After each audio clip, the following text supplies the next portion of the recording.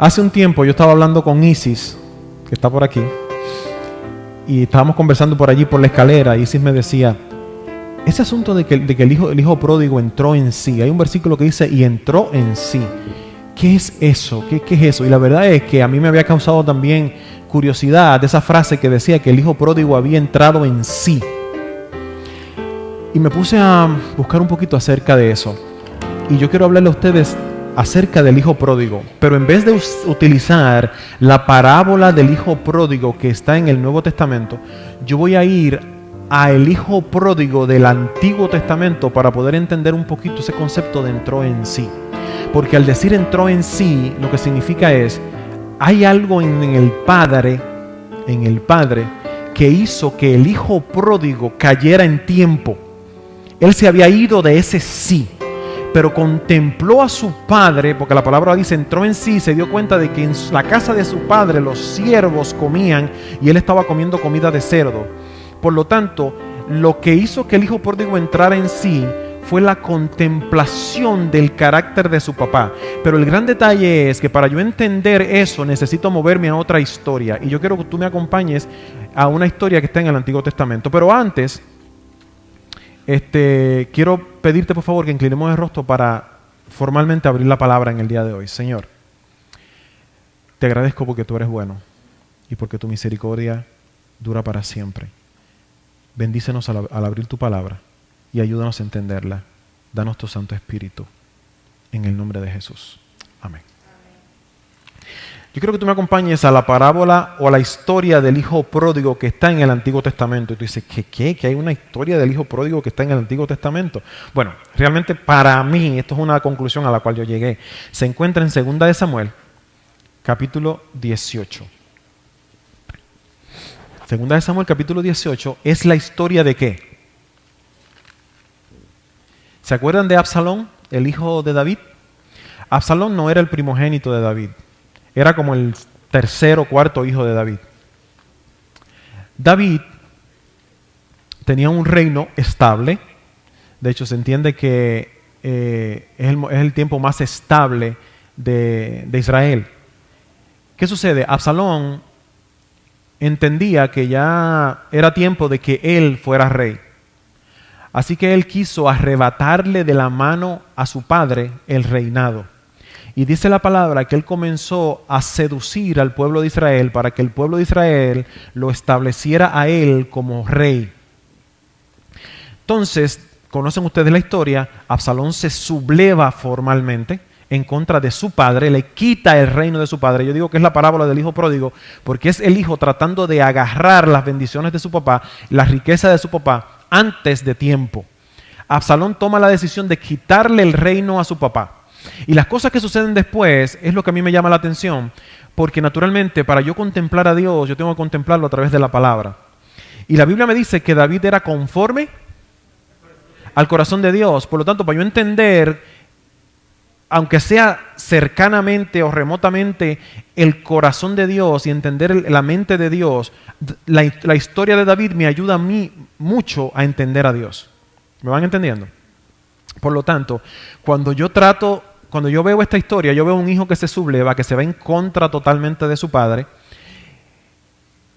y veo una cosa muy, muy importante. Yo quiero que tú me acompañes. Te dije que era 18 porque esa es la historia que voy leyendo, pero el versículo que te quiero señalar se encuentra en el próximo capítulo, que es el capítulo 19, versículo 9. Versículo 19, capítulo 19, versículo 9. Y una vez más, estamos hablando acerca de la historia de Absalón. Aguanten el versículo allí. Para el beneficio de aquellos que no habían escuchado la historia, déjame hacerte un corto resumen de la historia, rápidamente. David fue el segundo rey de Israel. Antes de él había sido el rey Saúl. Saúl quitó sus ojos, por decirlo de forma sencilla, de la presencia de Dios. Por lo tanto, Dios les removió el reino y se lo dio a este muchacho joven llamado David. David tuvo muchos hijos y cometió muchos errores, nosotros lo sabemos. Sin embargo, David entendió lo que significa la restauración y en un momento de locura de su vida concluyó, Señor, la única manera en la cual yo puedo sobrevivir es que tú me cambies el corazón. Sácame el corazón y pon en mí un corazón de carne. Desde ese momento en adelante David fue totalmente diferente. ¿Qué sucede? Cuando su reino estaba en todo su esplendor y ya David había comenzado a decaer en fortaleza, Absalón, su hijo, tomó la decisión de conquistar al pueblo de Israel, como ya te dije, mediante lisonja y mediante bonitas palabras. Y un día determinado levanta un ejército y el ejército se va en contra de su papá. Y en este es el momento cuando vemos a David. Ustedes conocen a David. David era un individuo férreo. David había aprendido a estar en el desierto. David sabía cómo enfrentarse a quien sea. ¿Por qué? Porque desde pequeño tuvo la oportunidad de ver el poder que tiene Dios contra lo que sea que venga.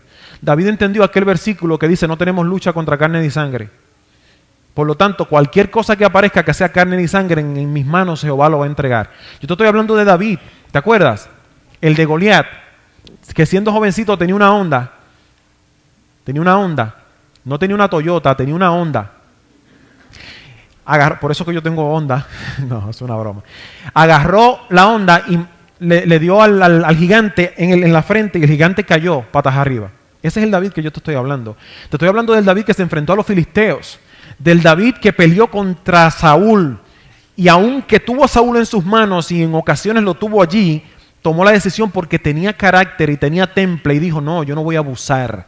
David era un hombre ecuánime. David era un hombre que alcanzó balance en su vida porque entendió el mensaje que Dios tenía para él.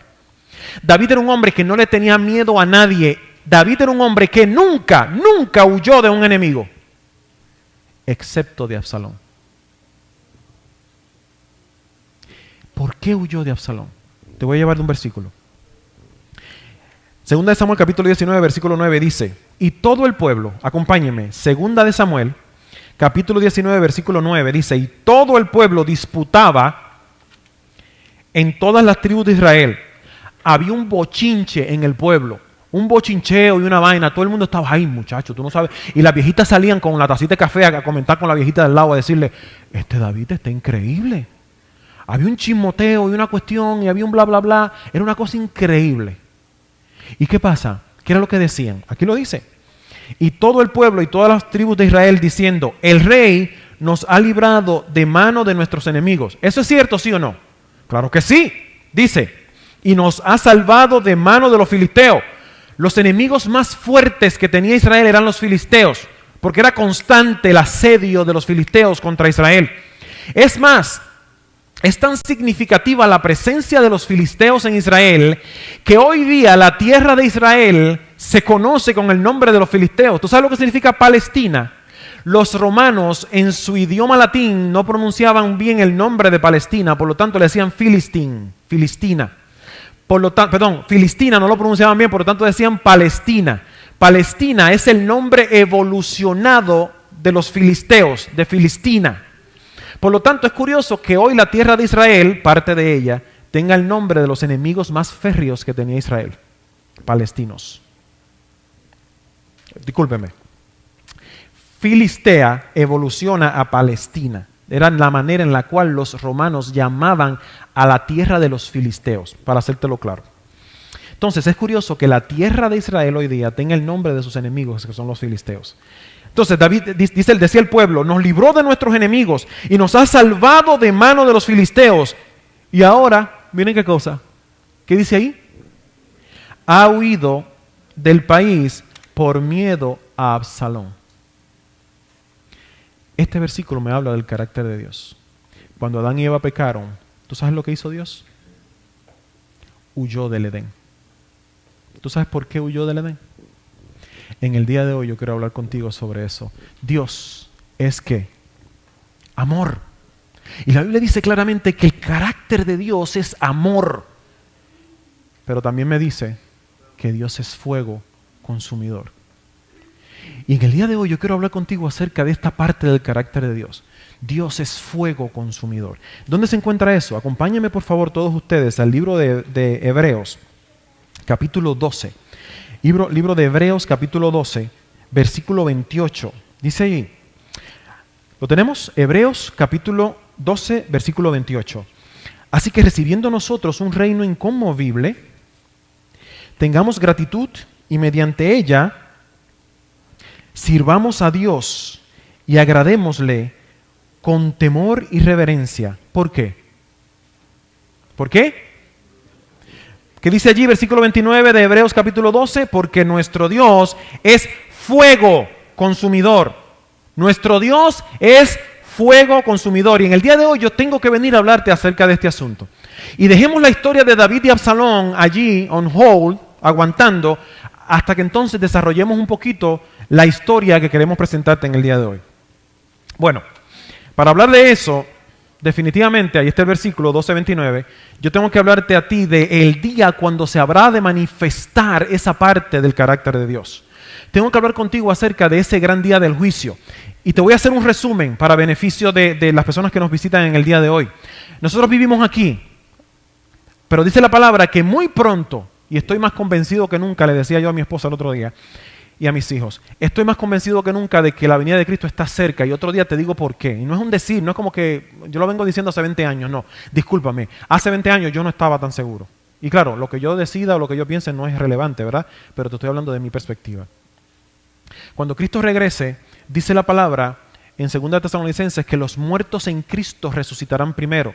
Por lo tanto, todo aquel que haya aceptado a Jesús en su vida, que haya sido seducido por Cristo y que antes de morir no haya rechazado la salvación gratuita ofrecida por el Señor, se habrá de levantar primero. Entonces, vendrá Jesús, los muertos en Cristo salen de la tumba y comienzan a elevarse en el cielo. ¿Está bien? Jesús está en las nubes con sus ángeles, con sus millones y millones de ángeles. Y entonces los muertos en Cristo resucitan primero y van a recibir a Cristo en las nubes. Y allí están los muertos en Cristo. Y nosotros que habremos quedado viendo a Jesús en las nubes, vamos a ver a los muertos que salen de las tumbas con cuerpos nuevos. Allá el que tenía una mano menos habrá de tenerla, porque el Señor habrá de restaurar las cosas a su estado original. Por lo tanto, los muertos resucitan y suben a las nubes. Luego entonces, nosotros, dice la palabra, los que hayamos quedado, vamos a comenzar a elevarnos en las nubes, porque ya la física no da más. Y vamos a vencer las leyes físicas y comenzaremos a elevarnos. La gravedad no tiene sentido ante la presencia de aquel que la hizo. Nos elevamos en el cielo y ahí estamos los dos grupos, los muertos en Cristo y aquellos que habremos quedado. Y ese grupo de personas comenzará a elevarse al cielo. Aquel que no haya vivido por Cristo y no haya aceptado, aquel pecador que no haya aceptado a Cristo antes de morir, entonces con el resplandor de su venida habrá de morir. Y todos aquellos, tanto los muertos que murieron sin Cristo como los vivos que vivieron sin Cristo, habrán de quedarse muertos en la tierra. Y dice la palabra en Apocalipsis capítulo 20 que nos habremos de elevar al cielo y estaremos allá literalmente 1000 años en el cielo. Mientras esos 1000 años en el cielo, los muertos estarán muertos, los que se murieron con la venida de Cristo estarán muertos, pero Satanás, dice la palabra, estará atado en la tierra, aburrido porque no tiene a nadie a quien tentar.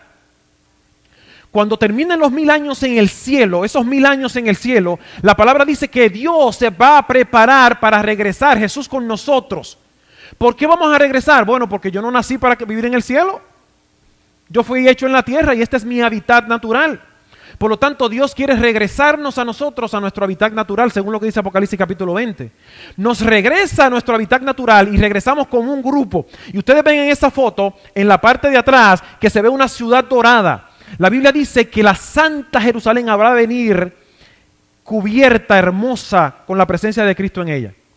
Cuando descienda la Santa Jerusalén, entonces dice Apocalipsis que aquellos muertos que murieron sin Cristo van a ser devueltos. Dice que el mar devolvió a sus muertos y el Hades devolvió a sus muertos. Esa gente, entonces, van a estar fuera de la Santa Jerusalén. Y allí Satanás entonces los verá y volverá a hacer lo que él sabe hacer, que es tentar. Y los va a tentar a que retomen la santa ciudad que está allí. ¿Por qué? Porque nosotros sabemos que el Armagedón, y un día hablamos de eso, el Armagedón es la historia de Satanás desde el principio tratando de conquistar el trono de Dios. El Armagedón no es una montaña, el Armagedón es una palabra compuesta que significa Ar Moed. Y el Ar Moed es el trono de Dios. Es la palabra que se usa para nombrar al trono de Dios. Satanás, el Armagedón es la historia de Satanás tratando de conquistar el trono de Dios. Y en este momento él va a querer conquistar el trono de Dios y se va a juntar con la gente. Y ese grupo de millones y millones van a querer invadir la ciudad, pero en ese momento serán levantados los libros, Apocalipsis capítulo 20 también. Y en ese momento los libros van a ser abiertos. Y los que están afuera habrán de ver gente dentro. Y esa gente afuera lo que va a preguntar es, ¿por qué yo estoy afuera y él está adentro? Y entonces los libros se van a abrir y van a decir, esta es la razón por la cual el que está dentro está adentro. ¿Por qué? Por él pecó, él robó, él mató. Sí, pero no rechazó la salvación que Cristo le dio. ¿Se acuerdan del pecado imperdonable que predicamos aquí hace un año y pico? ¿Cuál es el pecado imperdonable? Rechazar la salvación. Y lo voy a volar porque eso lo demostramos anteriormente. O sea, que el que está afuera va a preguntar por qué él está adentro. Está adentro porque aceptó la sangre de Cristo. ¿Y por qué yo estoy afuera? Porque rechazaste la sangre de Cristo. El que está adentro va a hacer la misma pregunta. ¿Pero por qué él está afuera? Porque rechazó la sangre de Cristo. ¿Y por qué yo estoy adentro? Porque déjenme decirle, una cosa que caracteriza al cristiano es que va a decir al final, Señor, ¿en qué momento yo te serví? ¿En qué momento yo le di comida al necesitado? Yo cubrí al desnudo. Yo no me acuerdo de eso. Por lo tanto, el cristiano va a decir, ¿qué yo hago aquí? Por tanto, tú aceptaste el mensaje de salvación en tu corazón. Yo te otorgué la corona de la vida. Entonces, va a haber esos dos grupos. En ese momento, dice la palabra, que desciende fuego y quema a todos aquellos que están fuera de la santa ciudad. En ese momento se manifiesta el fuego consumidor de Dios. Pero lo que yo quiero hacer contigo, esa historia tú la conoces, es ver en la Biblia qué significa el fuego consumidor y tratar de entenderlo. Tienes que entender, lo primero que tienes que comprender es que el fuego tiene un propósito. ¿Para quién está preparado el fuego según lo que dice allí? Es para ti. ¿El fuego está preparado para quemarte? No. Según ese versículo, ese fuego está preparado ¿para quién? Satanás y sus ángeles. No es para ti. Y como no es para ti, Dios no quiere que tú estés allí. Por eso la palabra dice que Él espera que todos procedan ¿a qué? Al arrepentimiento. El fuego no es para ti. Así que yo no voy a pararme aquí a decirte que si tú no aceptas a Cristo te vas a quemar. Porque lo primero que tengo que decirte es, en Cristo el juicio no tiene función sobre ti. Porque tú no eres el que vas a ser juzgado. Cuando tú aceptas a Cristo, entonces el carácter de Cristo vendrá a juicio. ¿Sabes lo que van a decir? ¿Dónde está César? Aquí está César. César es un sinvergüenza. Es verdad. César se robó una gallina en República Dominicana. Es verdad. Es verdad. ¿Y saben qué? Es verdad. Yo me robé una gallina en República Dominicana. Y me acuerdo del día. Y era más de una. Tienes razón. ¿Y saben qué? Van a decir, César estaba bebiendo alcohol ese día. ¿Y saben qué? Es verdad. Por eso me pude robar la gallina, porque si no lo hubiera podido hacer. Pero ¿saben qué? Cuando todo eso se diga, en ese momento entonces, ¿pero y por qué César tiene acceso a la salvación? ¿Sabes por qué? A pesar de que César es un sinvergüenza y lo sigue siendo, es mi sangre que yo he puesto por él. Y yo vengo a hablarle aquí hoy, te vengo a hablar a ti, que estás lejos de la presencia de Dios porque tú crees que Dios te persigue para castigarte. Y yo vengo a hablarte a ti porque estás lejos de la presencia de Dios porque tú crees que lo que has hecho es tan malo que Dios no quiere tenerte cerca. Te vengo a hablar aquí que viniste a la iglesia hoy, aunque viniste a la iglesia hoy, viniste a regañadientes. ¿Por qué? Porque este lugar tú no sientes que es para ti.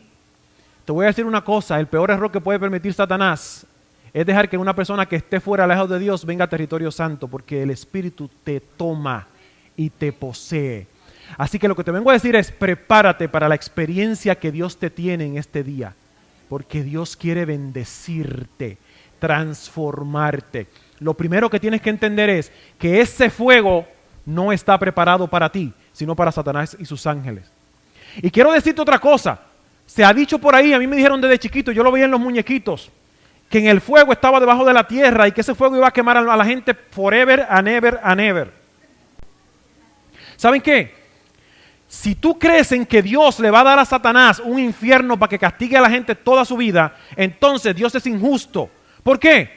Porque Satanás causó todo este problema y para colmo le dan un juguetito para que se entretenga toda la eternidad.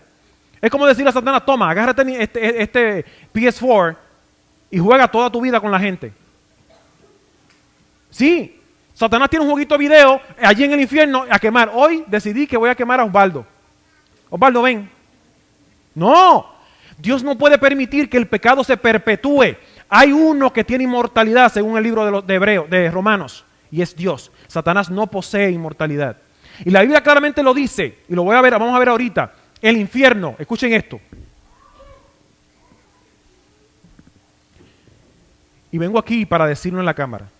El infierno, como lo conocemos, un lugar físico donde están los demonios punchando a la gente con tridente y quemándole los deditos, no existe. Y yo esperaba un amén. Gloria a Dios. Lo voy a repetir. Vamos a tratar con este lado. El infierno, como se nos ha enseñado, que es un lugar físico, no existe. Va a ser un evento, sin embargo. Un momento particular. Y ese evento particular está preparado para Satanás y sus ángeles. Ahora bien, ¿cuánto dura? Como Sodoma y Gomorra y las ciudades vecinas, las cuales de la misma manera que aquellos habiendo fornicado, Sodoma y Gomorra, que le entienda, e ido en pos de vicios contra naturaleza, fueron puestos por ejemplo, sufriendo el castigo del fuego eterno. ¿Sufrió Sodoma y Gomorra el castigo del fuego eterno, sí o no? ¿Se está quemando Sodoma y Gomorra todavía, sí o no? ¿Y por qué ahí dice fuego eterno? Yo sé que nosotros conocemos lo que significa, pero para aquel que nos está visitando en el día de hoy, fuego eterno está hablando acerca de Jehová, porque dijimos que Dios es fuego consumidor. ¿Quién es ese que es eterno? Es la fuente, Dios misma. Y ese fuego consume hasta que acaba con la materia. Y por eso se llama fuego eterno. Sodoma y Gomorra no se quema toda la vida. De esa misma manera, Apocalipsis capítulo 20, cuando dice que Satanás habrá de quemarse y que allí estarán por los siglos de los siglos, lo que está hablando es el carácter de la situación, la consecuencia. Por lo tanto, ese fuego eterno habrá de consumir toda materia hasta que termine y la tierra será restaurada. El detalle es que en la tierra, aquí donde nosotros vivimos, tenemos perspectivas diferentes de las cosas. Cuando Adán vio a Eva antes de pecar, decíamos en la clase, la vio y dijo, qué linda, yo la amo, me voy a entregar por ella. ¿Se acuerdan de eso que lo dije la otra vez que prediqué aquí? Tan pronto peca Adán, le preguntaron, ¿y dónde está Eva? ¿Quién fue el que cometió este pecado? Ella fue. ¿Ven la diferencia? Antes de pecar, se daba por su esposa. Después de pecar, la acusó y le dijo, ella tiene la culpa.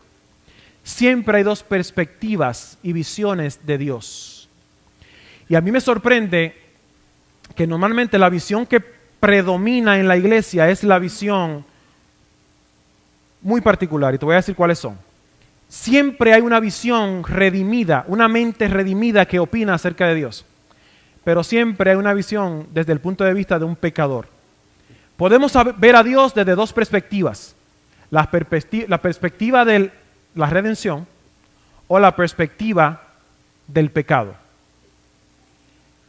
Cuando hablamos de que Dios es fuego consumidor, cuando hablamos de que Dios es fuego, yo te voy a dar ahora unos versículos para que podamos entender de qué cosa está hablando la palabra. Y el versículo que tengo para darte se encuentra en Éxodo capítulo 24. Y déjeme decirle, este versículo me pareció muy curioso.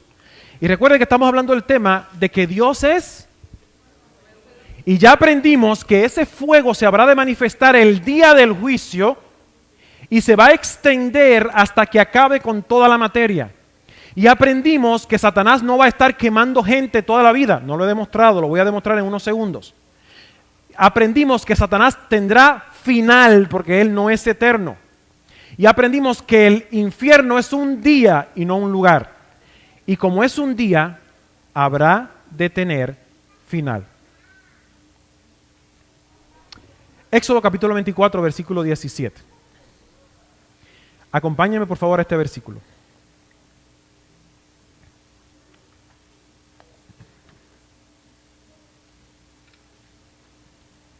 Entonces Moisés, estoy leyendo desde el versículo 15. Entonces Moisés subió al monte y una nube cubrió el monte. Y la gloria de Jehová reposó sobre el monte Sinaí. Y la nube lo cubrió por sus 6 días. ¿Ustedes me están siguiendo con sus Biblias? Abran sus Biblias por favor. Y síganme por favor. Versículo 16. Estoy leyendo en Éxodo capítulo 24, versículo 16. Y la gloria de Jehová reposó sobre el monte Sinaí. Y la nube lo cubrió por 6 días. Y el 7º día llamó a Moisés de en medio de la nube. Y la apariencia... Escuchen esto.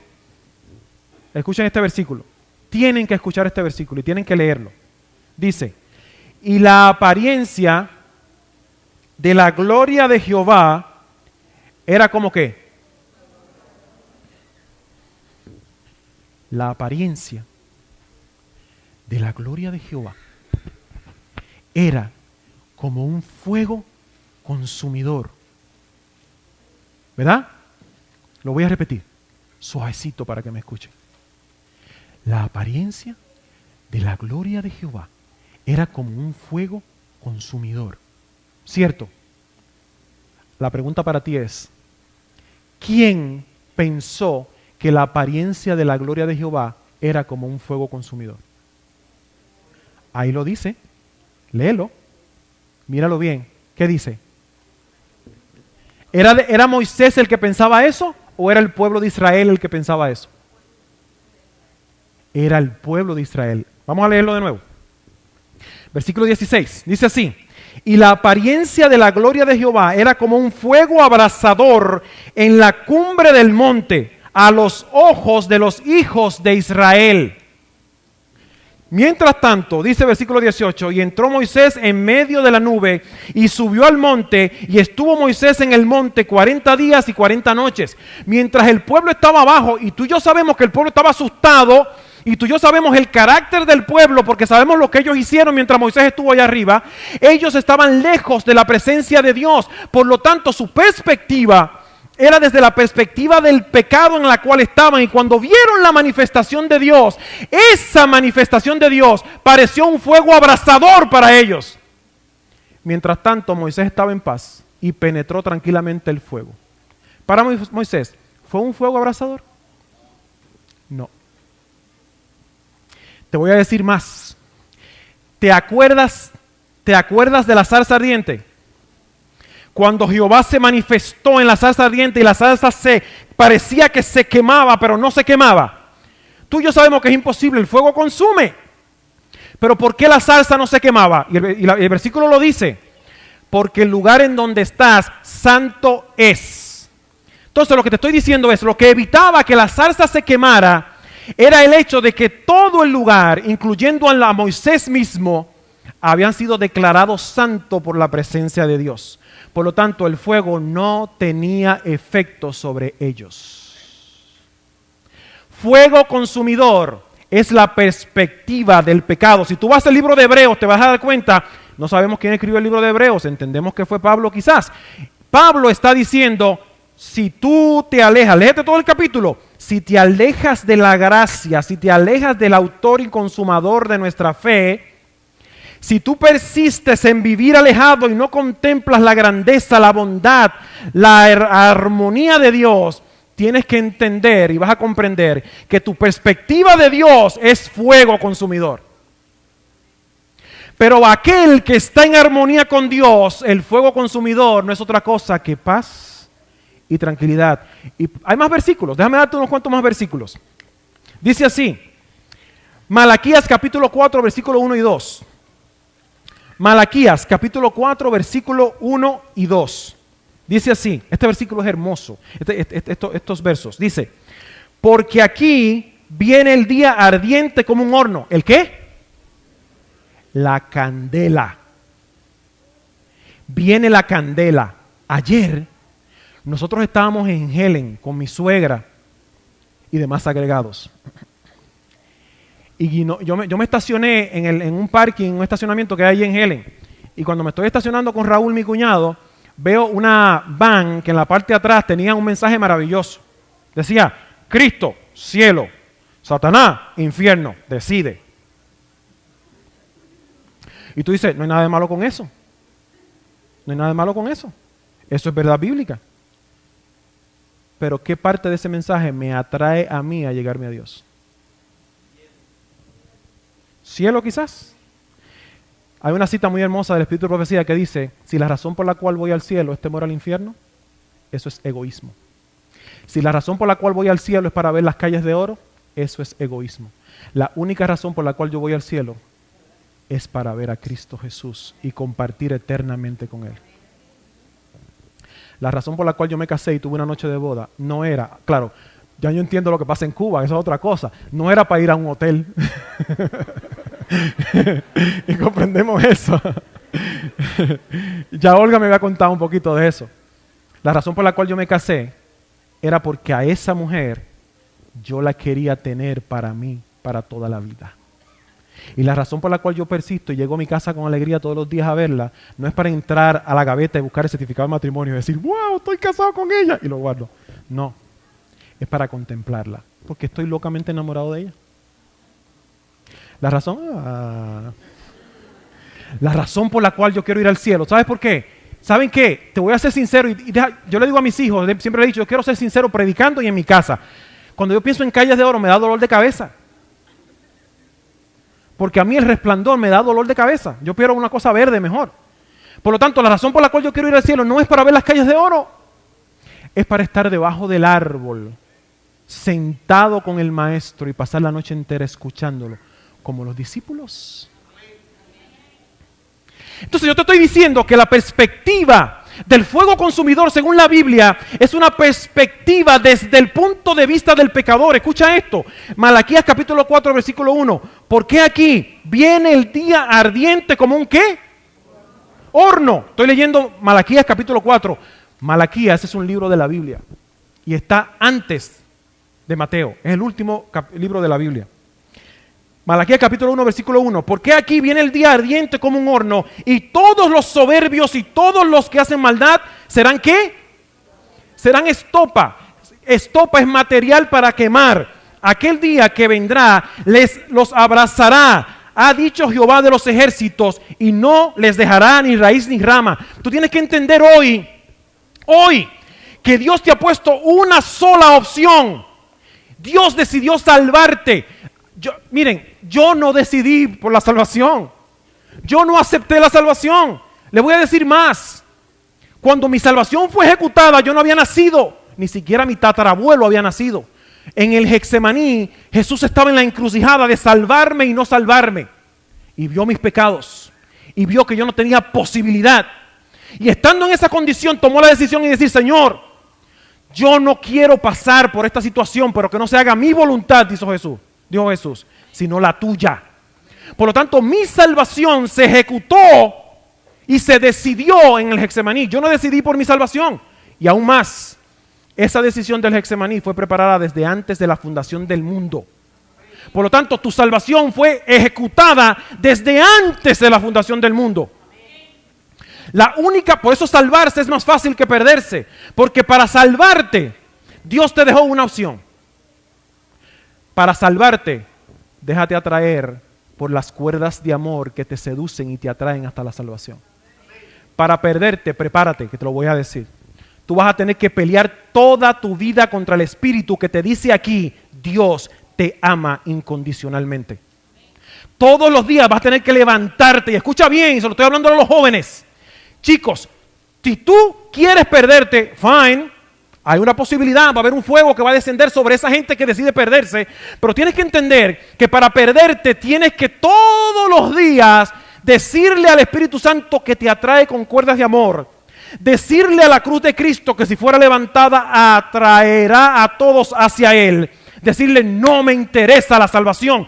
Y no hay nada más terrible que todos los días pelear contra alguien que te ama sin condiciones. Dura cosa te es dar coces contra el aguijón. No pelees contra el espíritu. Procede al arrepentimiento, mi pana, y relájate. Tú tienes cargas, trae tus cargas al maestro que te dice, venid a mí, todos los que estáis trabajados y cargados, y yo los haré descansar. Tomad mi yugo, porque mi yugo es fácil y mi carga ligera. Por lo tanto, vivir con Cristo es la cosa más fácil que existe. Entonces, aquí dice, para aquellos que se pierden, los soberbios y todos los que hacen maldad serán estopa. Aquel día vendrá, los abrazará. Hay un día en donde el fuego se habrá de manifestar. Los abrazará, ha dicho Jehová de los ejércitos, y no les dejará ni raíz ni rama. Ahora bien, para los que están con Cristo, ese mismo día, ¿qué van a ver? Aquellos que no se hayan decidido por Jesús, van a ver fuego que los consume. Ese mismo fuego, para aquel que amó a Cristo, mira lo que dice aquí, versículo 2. Mas a vosotros, los que teméis mi nombre, nacerá el sol de justicia. ¿Tú sabes lo que te estoy diciendo?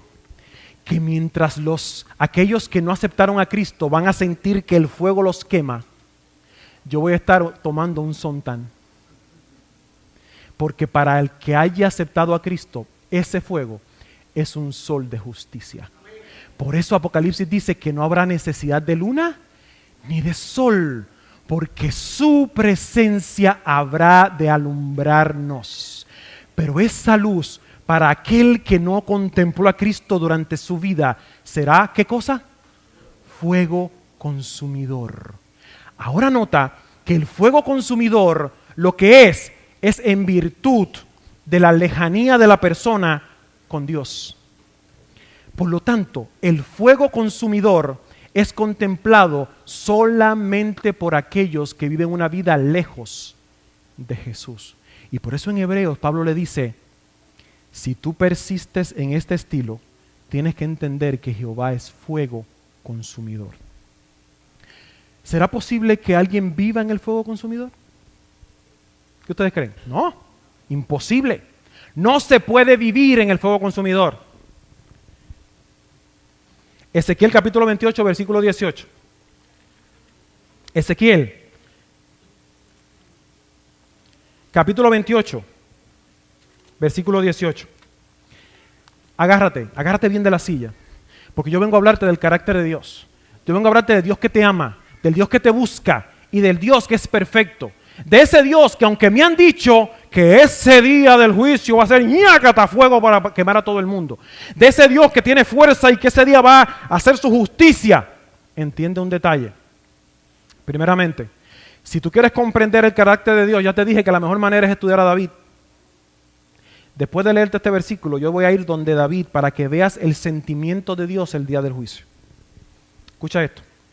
Ezequiel capítulo 28, versículo 18. Con la multitud de tus maldades, Dios le está hablando ¿a quién? ¿A quién? Dios le está hablando a Satanás. Este versículo, este capítulo prácticamente completo, habla acerca de Satanás.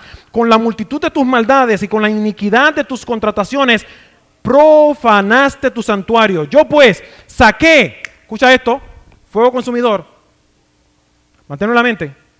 Yo saqué fuego de en medio de ti, el cual te consumió, y te puse en ceniza sobre la tierra a los ojos de todos los que te miran. Satanás va a morir. Todos los que te conocieron de entre los pueblos se maravillarán de ti. Espanto serás y para siempre dejarás de ser. Gloria sea el nombre de Cristo. Porque el pecado tiene fecha de caducidad. El pecado va a terminar y Satanás habrá de terminar en un momento determinado. Pero escucha bien.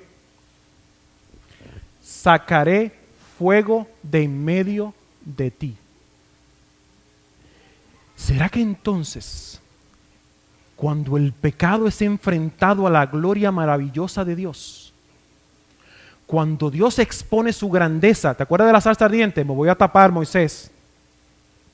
Cuando Dios expone su gloriosa manifestación ante el pecado puro y llano, sin protección, ¿El pecado sufre de autocombustión? ¿Será que el fuego consumidor, que ya te dije que es en virtud del pecador, no es otra cosa que la reacción del pecado ante la gloriosa manifestación de ternura y de amor del Dios maravilloso? Según ese versículo dice que el fuego nace de dentro de Satanás. La señora White, si no me equivoco, dice que el pecado se autodestruye. Por lo tanto, lo que yo te estoy diciendo es que el fuego consumidor no es otra cosa que cuando el pecado se expone a la gloria de Dios. No puede sobrevivir el pecado ante la gloria de Dios. Y se autocombustiona, se quema en sí mismo. Ahí dice, Satanás sufrirá de autocombustión, se va a quemar por dentro. Y ese fuego entonces va a quemar a todos los que están al lado. Y se va a formar un lago de fuego y azufre y todos serán exterminados. ¿Pero por qué? Porque Dios manifestó su gloria hermosa y el pecado no subsiste en la presencia de Dios. Fuego consumidor. Para siempre dejarás de ser, dice la palabra. Y para ir terminando, yo quiero que vayamos al libro de Isaías. Libro de Isaías, capítulo 33. Te pregunté, ¿podrá alguien sobrevivir al fuego consumidor? ¿Será posible que alguien sobreviva al fuego consumidor? Isaías 33, versículo 14. Y dice así. Los pecadores se asombraron. ¿Todos ustedes tienen Isaías 33, versículo 14? Los pecadores se asombraron en Sión. Espanto sobrecogió a los hipócritas. ¿Quién de nosotros, qué dice allí? ¿Morará en el fuego consumidor? ¿Quién de nosotros morará en el fuego consumidor? ¿Quién de nosotros habitará con las llamas eternas? ¿Vieron los dos versículos? Fuego consumidor, llamas eternas. Y aquí da la respuesta. El que camina en justicia y habla lo recto, el que aborrece la ganancia de violencia, el que sacude sus manos para no recibir cohecho, el que tapa sus oídos para no oír propuestas sanguinarias, el que cierra sus ojos para no ver cosa mala. Este habitará en las alturas, fortaleza de roca será en su lugar de refugio, se le dará su pan y sus aguas serán seguras. Tus ojos verán al Rey en su hermosura, verán la tierra que está lejos. ¿Podrá alguien vivir en las llamas eternas, en el fuego consumidor? Ahí dice que sí. Dice que los hipócritas tendrán su día, pero aquel que pueda vivir en las llamas eternas, ¿quién es? El que camina en justicia y habló lo recto. Significa entonces que hay un tipo de persona que habrá de sobrevivir al fuego eterno. Que ese fuego eterno no tendrá un efecto sobre él. ¿Por qué? Porque como vimos en Malaquías, cuando esa persona esté frente al fuego eterno, el fuego eterno va a ser un sol de justicia, no un fuego que queme. Por lo tanto, entonces, ¿quién es aquel que puede sobrevivir a las llamas eternas? La Biblia dice que no hay justo ni siquiera uno. Por cuanto todos pecaron y están destituidos de la gloria de Dios. Pero aquí me dice claramente que el que camina en justicia, ese morará en las llamas eternas. ¿Quién es aquel que camina en justicia? Cristo Jesús. Y entonces caemos al tema que Osvaldo presentó hace ya un mes. La justificación por la fe. Tu única salida al fuego eterno es que seas justificado por medio de la fe, según lo que dice Pablo en Romanos capítulo 5. Si en las llamas eternas tú no te encuentras justificado a través de Cristo, tú vas a estar afuera quemándote. Si en las llamas eternas tú has sido justificado hoy, vas a estar dentro recibiendo bendición. Por lo tanto, ¿podrás tú sobrevivir las llamas eternas? Seguro. Y últimamente termino con el mismo versículo. Pues que ya no vivo yo, es que vive Cristo en mí. Y si Cristo vive en mí, ¿Él sobrevive las llamas eternas, sí o no? Por lo tanto, ¿podrás tú sobrevivir las llamas eternas? ¿Sí o no? Sí. Por lo tanto, las llamas eternas no son llamas eternas para ti. Es un sol de justicia. Aquel que nos llamó de las tinieblas, ¿a qué? A la luz admirable. Para nosotros el fuego eterno es luz admirable. Para aquel que no ha aceptado a Cristo, el fuego eterno es fuego consumidor. Por lo tanto, ¿Jehová es fuego consumidor? Sí. Solo para aquellos que rechacen la salvación. ¿Tú quieres que yo dedique tiempo a hablar de que Jehová es fuego consumidor? ¿Qué tal si hablamos de las bondades de aquel que nos llamó? Solo los pocos que se pierdan habrán de contemplar el fuego consumidor. Los millares y millares de Apocalipsis que dice que habrán de ser salvos, habrán de contemplar la luz admirable. ¿Qué tal si nos entretenemos un poco hablando de la luz admirable de Jehová? Que es lo único que me conduce a mí al arrepentimiento. Termino con esto. Hebreos capítulo 4. Si cuando yo soy salvo a través de Cristo, Jehová es fuego consumidor, entonces este versículo no es cierto. Pero una vez yo acepto a Cristo en mi vida, este versículo tiene razón. Hebreos capítulo 4, versículo 16 dice: acerquémonos pues confiadamente al trono de la gracia, para alcanzar misericordia y hallar gracia para el oportuno socorro. Si fuera fuego, no puedo acercarme confiadamente, porque el fuego quema. Una vez estaba predicando en una iglesia y el tema que estaba hablando era acerca del amor de Dios, de la eternidad del amor de Dios, de lo incondicional del amor de Dios, de que no depende de cómo tú te comportas o lo que tú haces. El libro de Isaías, Jeremías dice: con amor eterno te he amado, por eso te prolongué mi misericordia.